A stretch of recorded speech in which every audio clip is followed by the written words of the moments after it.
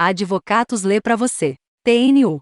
Admite contagem do serviço rural antes dos 12 anos. Agora, quem exerceu atividade rural com idade inferior a 12 anos, poderá computar o tempo de serviço para fins de aposentadoria. O tempo de serviço rural na infância foi ponto de muitas controvérsias e debates. Recentemente, a TNU julgou o tema e fixou tese favorável para os segurados do INSS.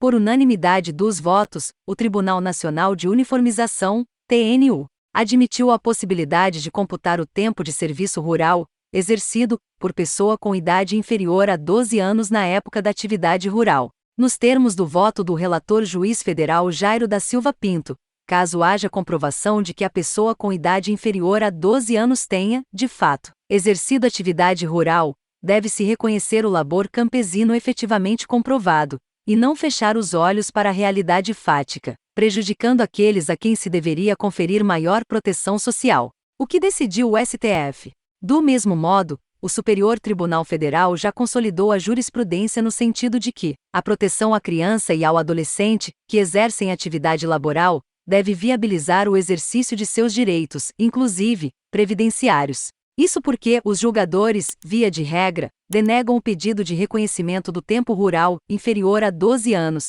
sob a justificativa de que o artigo 7º da Constituição Federal impõe um limite mínimo de 16 anos de idade para inscrição no Regime Geral de Previdência Social, RGPS, a fim de evitar a exploração do trabalho infantil. Assim, ainda nos termos da jurisprudência do STF, referido artigo não pode ser interpretado em prejuízo da criança ou adolescente que exerce atividade laboral. Portanto, é necessário considerar que a norma constitucional foi criada para a proteção e defesa dos trabalhadores.